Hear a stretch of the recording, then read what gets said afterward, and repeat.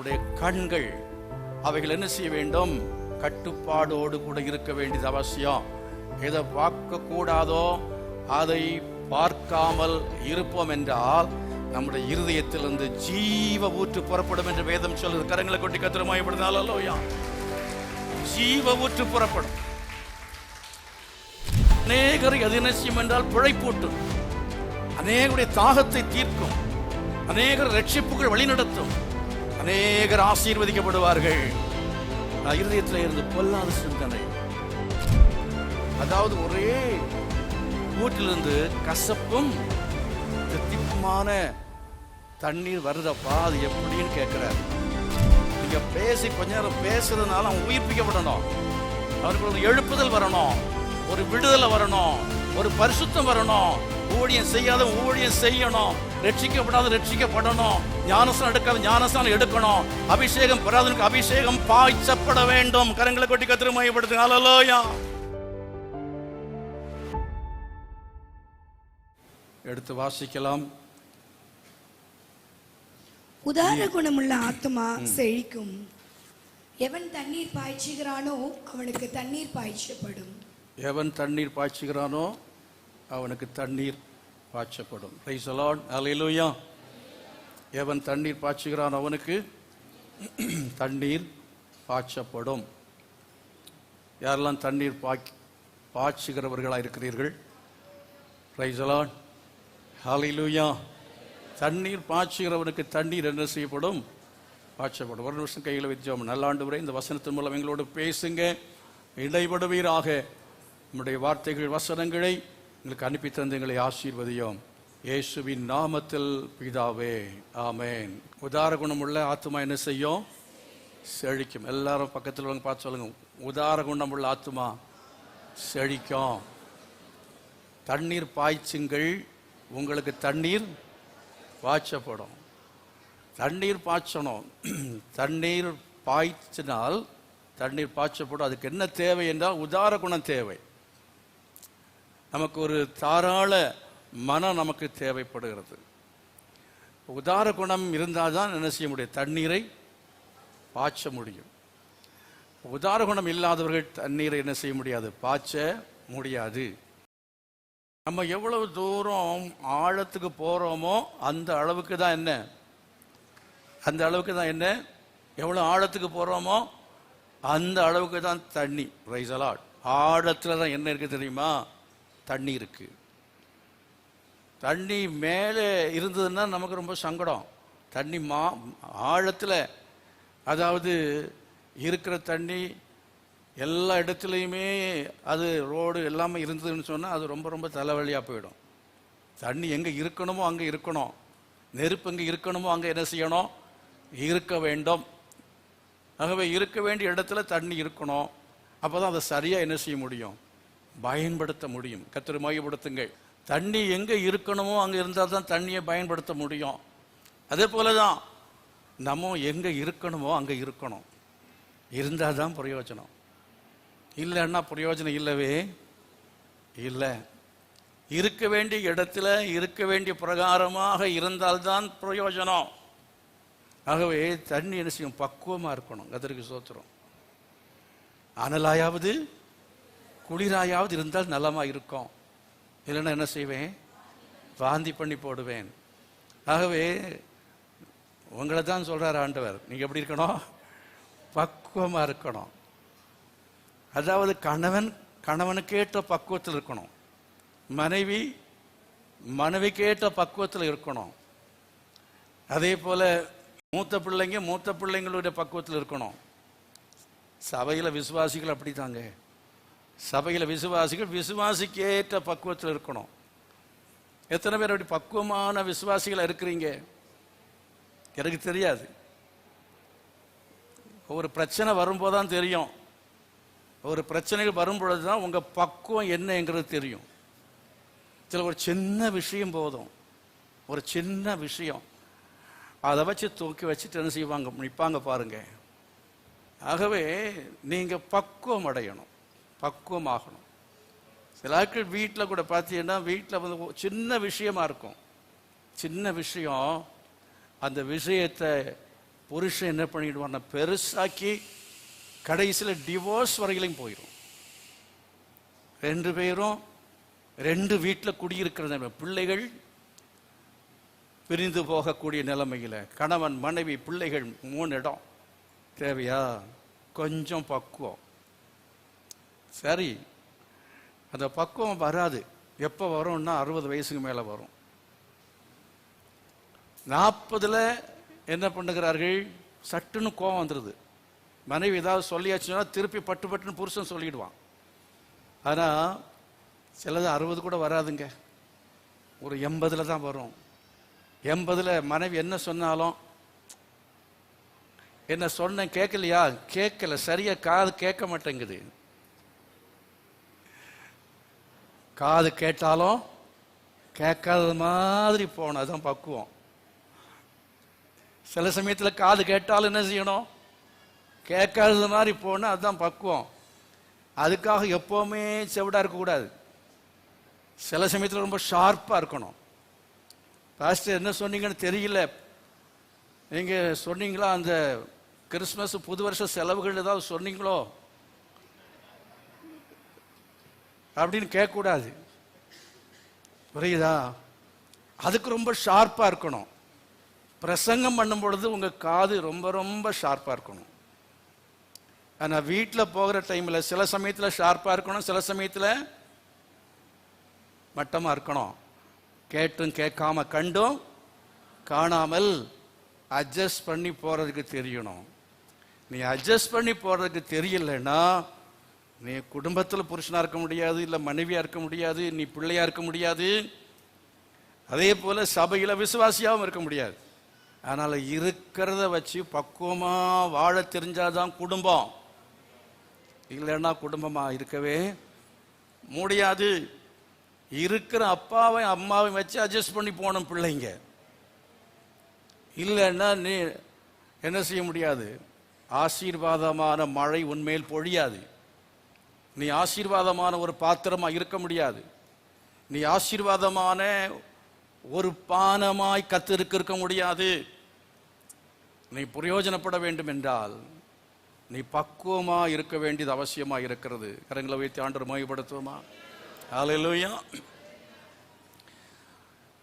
யாக்கோபு என்கிற புஸ்தகத்தில் நாவை பற்றி ஆண்டவர் சொல்லுகிறார். யாக்கோபு 3ஆம் அதிகாரத்தில் 11வது வசனம், ஒரே ஊற்றுக்கண்ணிலிருந்து தித்திப்பும் கசப்புமான தண்ணீர் சுரக்குமா? ஒரே ஊற்றுக்கண். அப்போ ஊற்றுக்கண்ணில் இருந்து தான் என்ன செய்யணும்னா தண்ணி வரணும். அப்போ சில ஊற்றுக்கண்கள் இருக்கிறது, அதில் நல்ல தண்ணீர் இல்லை. ஆகவே உங்களுக்குள்ளே ஊறுகிற ஊற்று அது நல்ல தண்ணீராக இருக்க வேண்டும். நல்ல தண்ணிங்கிறது என்ன? இங்கே நீங்கள் வாசித்து பாருங்க, மேலே 9ஆம் வசனம். அதனாலே நாம் பிதாவாகிய தேவனை, தேவனுடைய சாயலின்படி உண்டாக்கப்பட்ட மனுஷனை அதனாலே சபிக்கிறோம். துதித்தலும் சபித்தலும் ஒரே வாயிலிருந்து புறப்படுகிறது. 8ஆம் வசனம், நாவை அடக்க ஒரு மனுஷனாலும் கூடாது, அது அடங்காத பொல்லாங்குள்ளதும் சாவுக்கு ஏதுவான விஷம் நிறைந்ததாக இருக்கிறது. சில ஊற்றுக்குள்ளால என்னன்னா சாவுக்கு ஏதுவான விஷம் இருக்கு. அதே வாயிலிருந்து விஷமான வார்த்தைகள், விஷமத்தனமான வார்த்தைகள், கசப்பான வார்த்தைகள். எத்தனை பேர் உங்க உள்ளத்தில் சரியான காரியங்கள் இருக்கிறது, அதை பொறுத்தான் வெளியே வரும். மனசில் வர்றதான் இன்னைக்கு பேச போறேன். கர்த்தருக்கு ஸ்தோத்திரம். மத்தேயு சுவிசேஷம் என்று நினைக்கிறேன். மத்தேயு சுவிசேஷம் 15ஆம் அதிகாரத்தில் ஆவியானவர் வசனத்தை உடனே புரட்டணும்னு எடுத்து கொடுக்கிறார். அவரும் 15ஆம் அதிகாரத்தில் 18வது வசனத்தை வாசித்து பாருங்கள். வாயிலிருந்து புறப்படுகிறவைகள், வாயிலிருந்து புறப்படுகிறவைகள் இருதயத்திலிருந்து புறப்பட்டு வரும், இருதயத்திலிருந்து புறப்பட்டு வரும், அவைகளே மனுஷனை தீட்டுப்படுத்தும். அவைகளே மனுஷனை என்ன செய்யும்? வாயிலிருந்து வாயில பாயணும்னா இருதயத்தில் இருக்கிறது தான் வெளியில பாய்ந்து வரும்.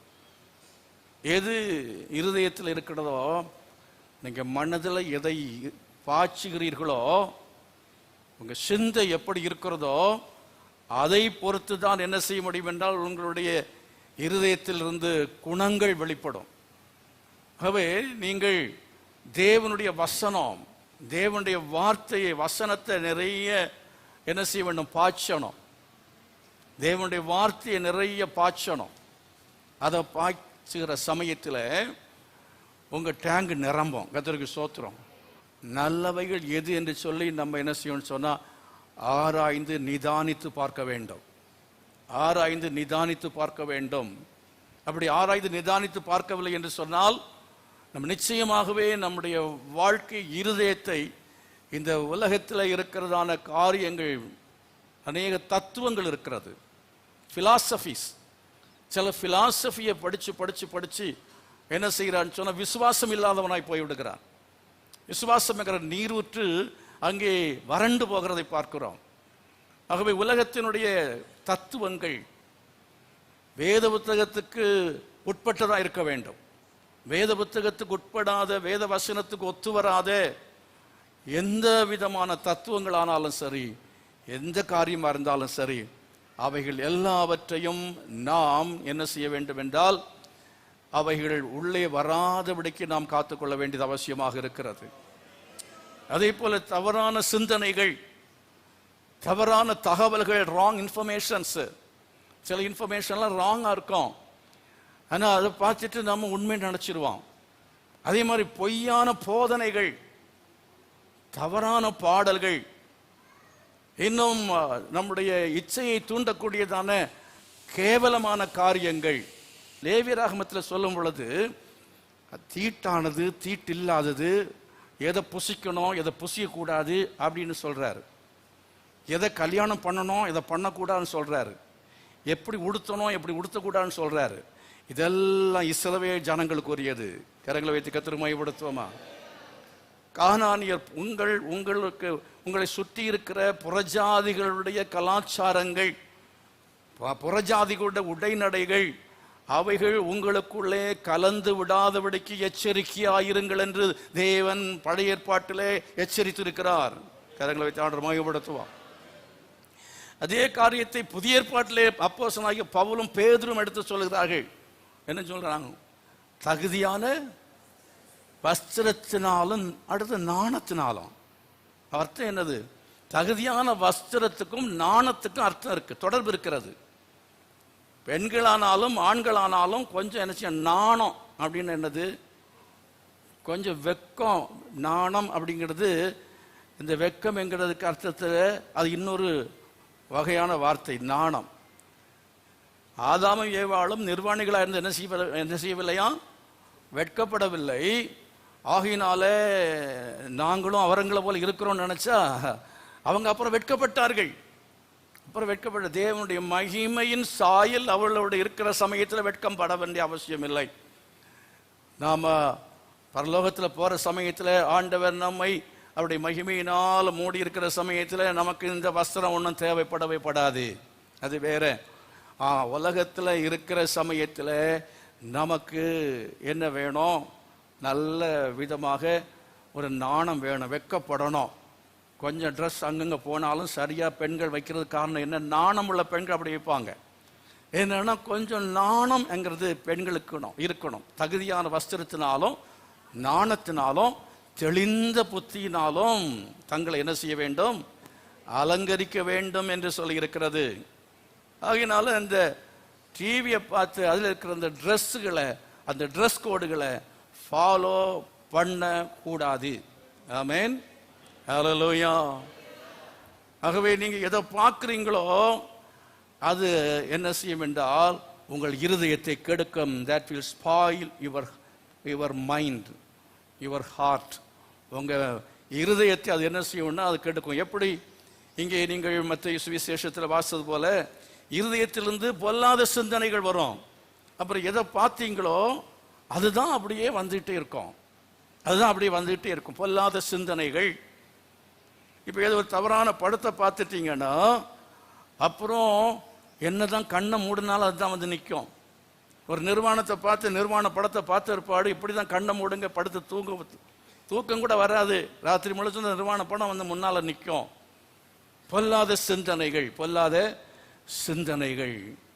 ஆகவே நம்ம கண்ணை என்ன செய்யணும்? பாதுகாப்பாக வைக்க வேண்டியது அவசியமாக இருக்கிறது. ஒரு ஸ்திரீ எச்சியோடு பார்க்கிற எவனும் அவளோடு விபச்சாரம் செய்தாயிற்று என்று சொல்லி இருக்கிறது. ஆகினால நம்முடைய கண்கள் அவைகள் என்ன செய்ய வேண்டும்? கட்டுப்பாடோடு கூட இருக்க வேண்டியது அவசியம். எதை பார்க்க கூடாதோ அதை பார்க்காமல் இருப்போம் என்றால் நம்முடைய இருதயத்திலிருந்து ஜீவ ஊற்று புறப்படும் என்று வேதம் சொல்லுது. கரங்களை கொட்டி கத்திரமாயப்படுதாலோயா, ஜீவ ஊற்று புறப்படும். அநேகரை அது என்ன செய்யும் என்றால் பிழைப்பூட்டும், அநேகருடைய தாகத்தை தீர்க்கும், அநேகர் ரட்சிப்புகள் வழிநடத்தும், அநேகர் ஆசீர்வதிக்கப்படுவார்கள். இருதயத்தில் இருந்து பொல்லாத சிந்தனை பார்க்கறதுனால மட்டும் அல்ல, கேட்குறோம் பாருங்க. ஏதாவது வந்து கேட்கும் போதே இருதயத்தில் அதுக்கு பிறகு என்னன்னா இருதயம் கெட்டு போகிறது.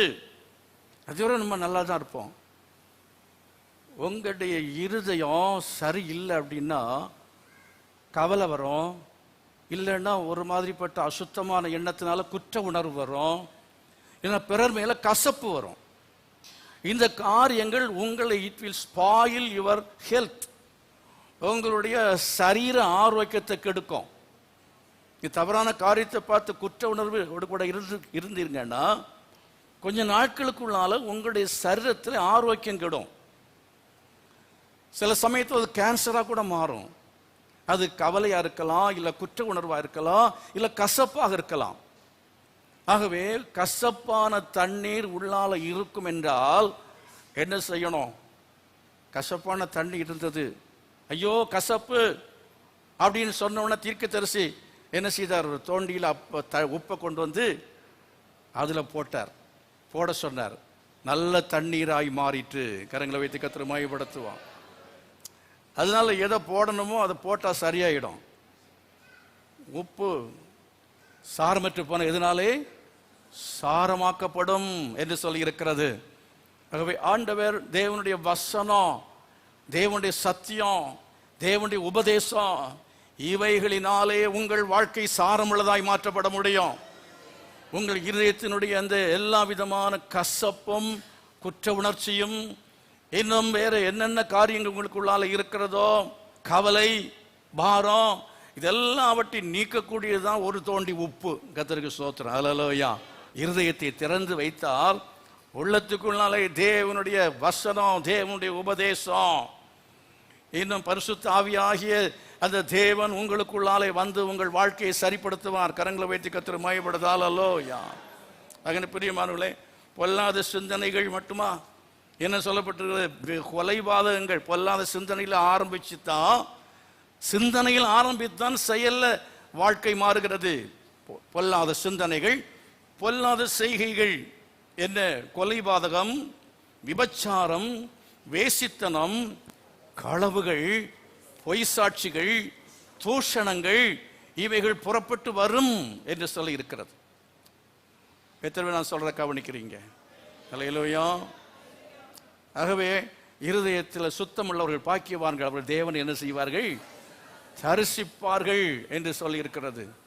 யாக்கோபின் புஸ்தகத்தில் என்ன படித்தோம்? இருதயத்திலிருந்து, அதாவது ஒரே ஊற்றிலிருந்து கசப்பும் தித்திப்புமான தண்ணீர் வருதப்பா, அது எப்படின்னு கேட்கிறாரு. ஆகினால நமக்கு உள்ளம் சரியில்லைன்னா உள்ளத்தில் நிறைவினால் என்ன செய்யும்? வாய் பேசும். உள்ளத்தில் நமக்கு நல்ல காரியங்கள் நிரம்பி இருக்கும் என்றால் தேவனுடைய வசனம், பாசிட்டிவான காரியங்களையே நிறைய கேட்கணும். நெகட்டிவான காரியங்களை நம்ம கேட்கவே கூடாது. எலியா தீர்க்கதரிசி எடுத்துக்கொள்ளப்பட்ட நேரத்தில் எலிசாவிட்ட அவன் சொல்றாங்க, உங்கள் எஜமான ஆண்டவனை இன்றைக்கு கர்த்தர் எடுத்துக்கொள்ள போகிறார், தெரியுமா உமக்கு? வாய் மூடு, சும்மா இருட்டார். எல்லாம் எனக்கு தெரியும், நீ சொல்ல வேண்டிய அவசியம் இல்லை. இவ்வளவு இதுக்கு மேல நீ போகாதே, இனி பின்பற்றி உனக்கு என்ன பிரயோஜனம்னு அர்த்தம். நீ அவரை பின்பற்றி என்னையா பிரயோஜனம்? இப்ப நாத்தான் தீர்க்கதரிசி தாவீதை பார்க்க போனான். தாவீதை பார்ப்பதற்கு ஒரு நோக்கம் இருந்தது. அவன் வாயில கர்த்தருடைய தீர்க்க தரிசனம் இருந்தது, வார்த்தை இருந்தது. அதை கொடுத்தபடினாலே தாவீது அவன் என்ன செய்தான்? மனம் திரும்பினான். அவன் வாழ்க்கை மறுபடியும் மலர்ந்தது. கரங்களை வைத்து கர்த்தரை மகிமைப்படுத்துங்க. நீங்க பேசி கொஞ்ச நேரம் பேசுறதுனால அவன் உயிர்ப்பிக்கப்படணும், அவனுக்கு ஒரு எழுப்புதல் வரணும், ஒரு விடுதலை வரணும், ஒரு பரிசுத்தம் வரணும். ஊழியம் செய்யாத ஊழியம் செய்யணும், ரட்சிக்கப்படாத ரட்சிக்கப்படணும், ஞானஸ்தானம் எடுக்காத ஞானஸ்தானம் எடுக்கணும், அபிஷேகம் பெறாதவனுக்கு அபிஷேகம் பாய்ச்சப்பட வேண்டும். கரங்களை கொட்டி கர்த்தரை மகிமைப்படுத்துங்க. ஹல்லேலூயா. உனக்குள்ளே நமக்குள்ளே பரிசுத்தம் இருக்கும் என்றால், பரிசுத்த ஆவியானுடைய வல்லமை இருக்கும் என்றால், கிருபைகள் இருக்கும் என்றால், நாம் வாயை திறக்கிற சமயத்தில் ஜனங்கள் ரட்சிக்கப்படுவார்கள், ஜனங்கள் அபிஷேகம் பெறுவார்கள், ஜனங்கள் மனம் திரும்புவார்கள், விடுதலை உண்டாகும். அது மாத்திரமல்ல, ஜனங்கள் அவர்கள் வியாதியிலிருந்து சுகம் பெறுவார்கள். நம்ம போய் அறையில் போன உடனே அற்புதங்கள் நடக்கும். கர்த்தரை மகிமைப்படுத்துங்க. ஹல்லேலூயா. பிரியமானவர்களே, இருதயத்துக்குள்ளால நிறைவு இருக்க வேண்டும். இருதயத்தில் நிறைவு இருக்கணும், விசுவாசத்தின் நிறைவு இருக்கணும், அன்பின் நிறைவு இருக்க வேண்டும், பரிசுத்தத்தின் நிறைவு இருக்க வேண்டும், கிருபையின் நிறைவு இருக்க வேண்டும். அவைகள் இருந்தால் நாம் வாயிலே அது புறப்படும், வாயிலே அது புறப்படும். அவன் ஊற்று கண்கள்.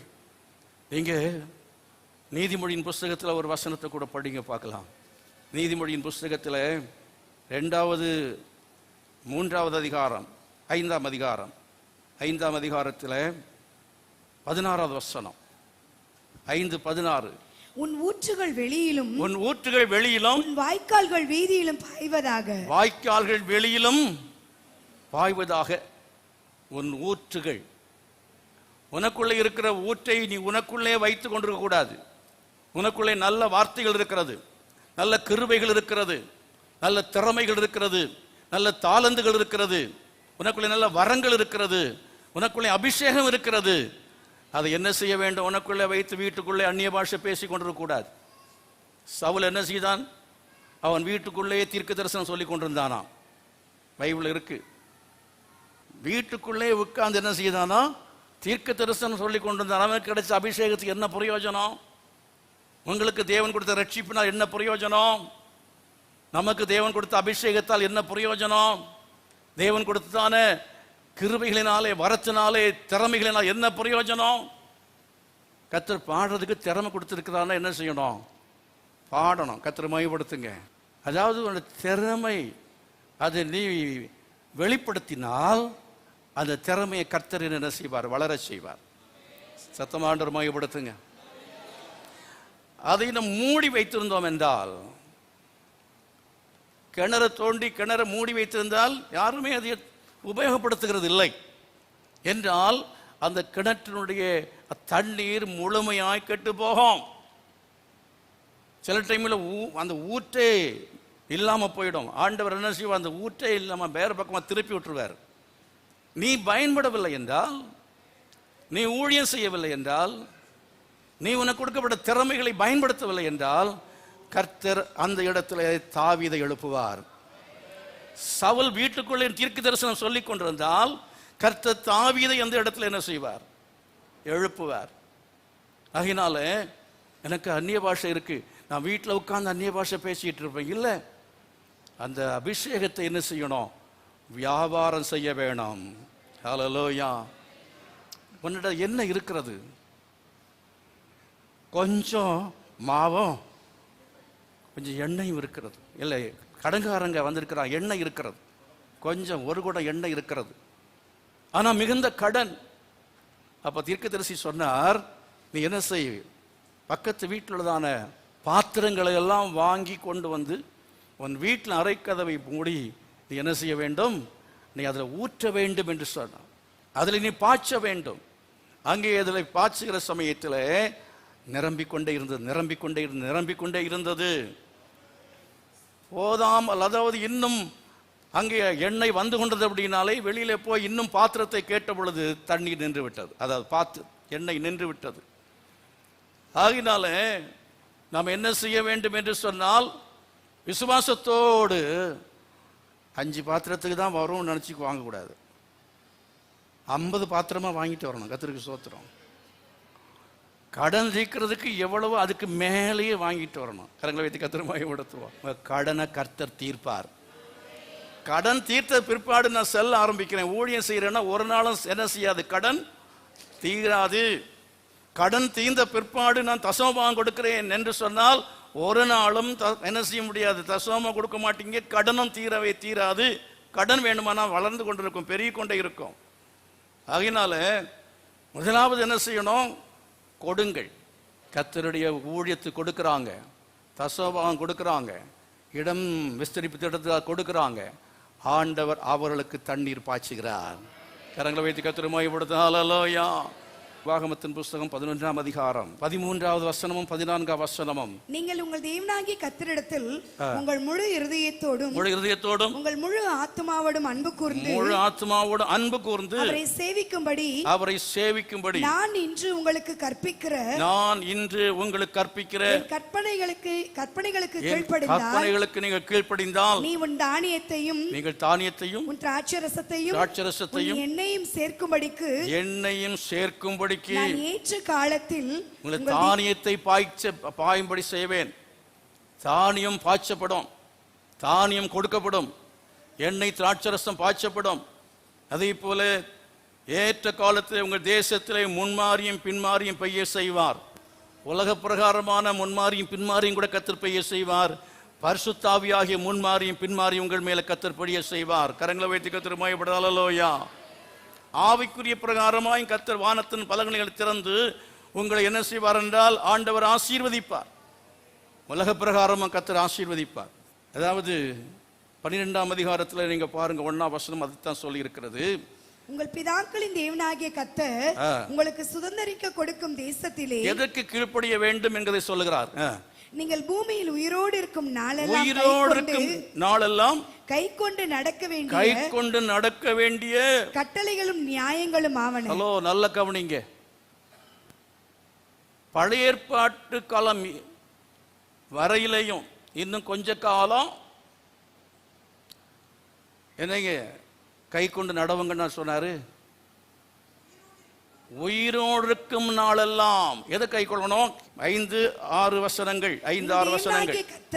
தம்முடைய நாமம் விளங்கும்படி, உங்கள் தேவனாய் கர்த்தர் தம்முடைய நாமம் விளங்கும்படி உங்கள் சகல கோத்திரங்களிலும் தெரிந்து கொள்ளும் ஸ்தானமாகிய அவருடைய வாசஸ்தலத்தையே நாடி அங்கே போய் உங்கள் சர்வாங்க தகன பலிகளையும் உங்கள் பலிகளையும் தசம பாகங்களையும் உங்கள் கை ஏறெடுத்து படைக்கும் படைப்புகளையும் உங்கள் பொருத்தனைகளையும் உற்சாக பலிகளையும் உங்கள் ஆடு மாடு தலையீட்டுகளையும் கொண்டு வந்து அங்கே உங்கள் தேவனாகிய நிறைய இருக்கு. அப்படி படிச்சுட்டு போனீங்கன்னா அந்த அடுத்த அதிகாரத்திலையும் சொல்லப்பட்டிருக்கிறது.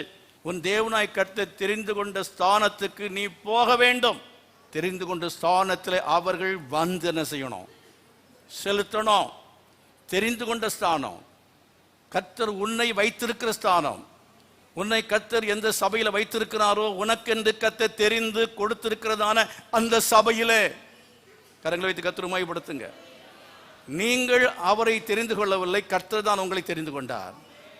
கர்த்தர், நீங்கள் இந்த சபையை தெரிந்து கொள்ளவில்லை, கர்த்தர் உங்களுக்கு இந்த சபையை தெரிந்து ஏற்படுத்தி கொடுத்திருக்கிறார். கரங்களை வைத்து கர்த்தரை மகிமைப்படுத்துங்க. கர்த்தர் தெரிந்து கொண்டு வைத்த ஸ்தானத்திலே நீங்கள் என்ன செய்ய வேண்டும் என்று சொன்னால் அன்பு கூர்ந்து செலுத்த வேண்டும். எதை செலுத்த வேண்டும்? தசம பாகங்களை செலுத்தணும். செலுத்த வேண்டாது பலி செலுத்த வேண்டாம். பலி செலுத்த வேண்டாம். அதாவது நம்முடைய ரட்சிப்புக்காக பிராயசித்தமாக செய்ய வேண்டியதான பழைய ஏற்பாட்டு பிரமாணங்களை தவிர மீதி உள்ள காரியங்கள், கட்டளைகளையும் கற்பனைகளையும் பிரமாணங்களையும் நிறைவேற்ற வேண்டும். கர்த்தரை மகிமைப்படுத்துங்க. கள்ள போதகர்கள் இன்றைக்கு நிறைய பேர் எழுப்பி சொல்கிறார்கள், பழைய ஏற்பாட்டில் தசமமாக முடித்து விட்ட புதிய ஏற்பாட்டில் கிரியை செய்ய வேண்டிய அவசியம் இல்லை. கிரியை இல்லாத விசுவாசம் செத்தது. ரட்சிக்கப்படுவதற்கு நாம் எந்த கிரியை செய்ய வேண்டிய அவசியம் இல்லை, பலி செலுத்த வேண்டியதில்லை. அதே போல நாம் பண்டிகை ஆசரிக்க வேண்டிய அவசியம் இல்லை, விருத்த சேதனம் பண்ண வேண்டிய அவசியம் இல்லை. இதைத்தான் பவுல் எழுதுகிறார். அது அல்லாதபடி நீ கொலை செய்யலாம், நீ களவு செய்யலாம். அப்படியா? 13வது வசனத்தை பாருங்க. கண்ட இடமெல்லாம் நீ உன் சர்வாங்க தகன பலிகளை இடக்கூடாது. கண்ட இடமெல்லாம் அப்படின்னு சொன்னால் உங்கள் தசமபாகத்தை, அதாவது பலி தகன பலிகளை செலுத்தக்கூடாது என்கிறது போல கர்த்தருக்கு நீ ஆராதனை செலுத்துகிறது என்பதும் ஒரு குறிப்பிட்டதான இடத்தை நீ கர்த்தர் உனக்கு ஏற்படுத்துகிற இடத்துல அங்கே தான் கர்த்தரை ஆராதிக்கணும். காலையில் இங்கே, சாயங்காலம் இன்னொரு இடத்துல, இந்த வாரம் இங்கே, அடுத்த வாரம் இன்னொரு இடத்துல, ஓடி ஓடி நடக்கவே கூடாது. கண்ட இடத்தெல்லாம் தசமபாகம் செலுத்த, அதாவது பலிகளை செலுத்தக்கூட, ஆராதனை செய்யக்கூடாது, தசமபாகம் செலுத்தவும் கூடாது. கர்த்தர் தெரிந்து கொண்டேன், ஆலயத்தில் ஆகாரம் உண்டாயிருக்கும்படி, என் ஆலயத்தில் ஆகாரம் உண்டாயிருக்கும்படி தசமபாகங்களை எல்லாம் பண்டசாலையிலே கொண்டு வாருங்கள். பவுல் என்ன சொல்றாரு? நாங்கள் என்ன ஞான நன்மைகளை விதைத்திருக்க சர்வ நன்மைகளை அறுத்தால் அது அற்ப காரியமா? அதாவது தேவனுடைய ஊழியக்காரர்களுக்கு பிழைப்பு சுவிசேஷத்தினால் உண்டாயிருக்கிறது. யார் உங்களுக்கு வசனத்தை போதிக்கிறார்களோ, யார் உங்களுக்காய் ஜெபிக்கிறார்களோ, யார் உங்களுடைய காரியங்களை அக்கறையோடு கூட சபையின் காரியங்களை, சபையை எல்லாவற்றையும் சரிப்படுத்தி ஒரு பெரிய ஒரு ஆலயத்தை கட்டி அதில் எல்லா காரியங்களையும் பார்த்து கொண்டிருக்கிறாங்களோ, அந்த இடத்துல என்ன செய்ய வேண்டும் என்று சொன்னால், செலுத்த வேண்டியவைகள் என்ன செய்யணும்? செலுத்த வேண்டியது அவசியமாக இருக்கிறது.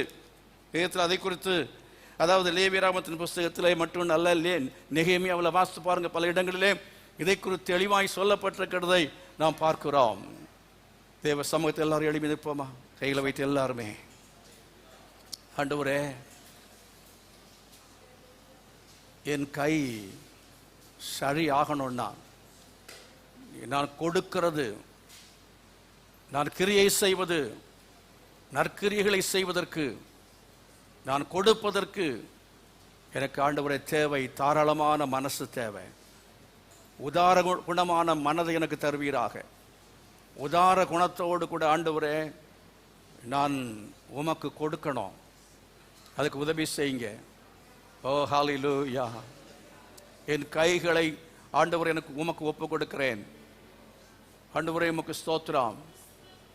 பணத்தை நீங்கள் ஆண்டவருக்கு கொடுத்தால், கர்த்தருக்கு தசமபாகத்தை கொடுத்தால், காணிக்கைகளை கொடுத்தால், உதாரத்துவமாய் கொடுத்தால், கர்த்தர் சொல்கிறார், வானத்தின் பலகணிகளை திறந்து இடங்கொள்ளாமல் போக மட்டும் கொட்டு கொட்டு கொட்டு கொட்டுன்னு கொட்டுவேங்கிறாரு. கரங்களை கொட்டி கத்திரமாய் விடுறாள். அல்லோயா. ஆண்டவர் நம்மை ஆசீர்வதிப்பதற்கு வல்லமுள்ள தேவனாக இருக்கிறான். ஓ glory to God. Thank you Jesus. Praise the Lord. தகப்பனே, நன்றியோடுமை துதிக்கிறோம். எல்லாரும் தேவசம கரங்களை வைத்து ஜெபம் பண்ணுங்க. ஆண்டவரே நன்றி செலுத்துகிறோம் தகப்பனே, நன்றி செலுத்துகிறோம் ஐயா, நன்றி செலுத்துகிறோம் ஆண்டவரே. இந்த நாளைக்கு தந்ததுக்காக நாங்கள் நன்றி செலுத்துகிறோம் ஆண்டவரே. உடைய கிருபை உள்ள வார்த்தைகளுக்காக நன்றி செலுத்துகிறோம். பரிசுத்த ஆவியானவர் இன்றைக்கு எங்கள் மத்தியில் நீர் பேசிக் கொண்டிருந்ததுக்காய் ஸ்தோத்திரம். அடிமை பேச வேண்டும் என்று ஆண்டவரே கர்த்தாவே, என்னுடைய இருதயத்திலே நீர் வார்த்தைகளை போட்டவைகளை ஆண்டவர் தாமே கர்த்தாவே இந்த வார்த்தைகள் நம்முடைய மக்களுக்கு எடுத்து கொடுத்திருக்கிறீர். இந்த வார்த்தைகள் மூலமாய் ஜனங்கள் திருப்தி அடைவார்களாக, ஜனங்கள் ஆசீர்வதிக்கப்படுவார்களாக, ஜனங்கள் கட்டப்படுவார்களாக, ஜனங்கள் உள்ளங்கள் சரிப்படுத்தப்படுவதாக, ஜனங்கள் உள்ளங்கள் நிறைக்கப்படுவதாக, ஆண்டவரே தாளந்துகளால் நிரப்பப்படுவார்களாக, வரங்களால் நிரப்பப்படுவார்களாக, கிருபையினாலே நிரப்பப்படுவார்களாக, வல்லமையினால் நிரப்பப்படுவார்களாக, ஓ வருமானத்தால் நிரப்பப்படுவார்களாக. ஹல்லேலூயா. கர்த்தர் தேவைகளை கொடுக்கும்படியாய் ஜெபிக்கிறேன். ஆரோக்கியமுடைய பிள்ளைகளுடைய வாழ்க்கையில, குடும்பத்திலே வழிந்தோடும்படியாய் ஜெபிக்கிறேன். பெருகும்படியாய் ஜெபிக்கிறேன். சந்தோஷம் பெருகட்டும் ஆண்டவரே, சமாதானம் பெருகட்டும். அதற்கு நம்முடைய பிள்ளைகள் ஆண்டவரே இருதயத்திலிருந்து கர்த்தாவே வெளிப்படுத்துகிற வார்த்தைகள் நல்ல வார்த்தைகளாய் இருக்கட்டும். இருதயத்தை நல்ல சுபாவங்களை நிறைத்துக் கொள்ள உதவி செய்யும். மனதை நல்ல சிந்தனைகளால் நிறைத்துக் கொள்ள உதவி செய்யும். கரங்களை நல்ல கிரியைகளால் நிறைத்துக் கொள்ள உதவி செய்யும்படியாய் ஜெபிக்கிறேன். அவைகள் வெளியிலும் வீதியிலும் பாய்ந்து ஓடத்தக்கதாக ஒவ்வொருவர் கர்த்தாவே இன்று முதல் புறப்பட்டு போய் ஆண்டவரே கிரியைகளை நடப்பிப்பார்களாக. நம்முடைய பிள்ளைகள் மூலமே அற்புதங்கள் நடக்கட்டும் ஐயா, அதிசயங்கள் நடக்கட்டும். கர்த்தரெடுத்து பயன்படுத்துவீராக. பக்குவம் உள்ளவர்களாக இருக்க கிருபை செய்யுங்க. ஓ ஹல்லேலூயா. கர்த்தர் தாம் ஒவ்வொருவரையும் பரிசுத்தம் உள்ளவர்களாக மாற்றி அனுப்பும்படி ஜெபிக்கிறேன். இயேசுவின் நாமத்தில் பிதாவே, ஆமென்.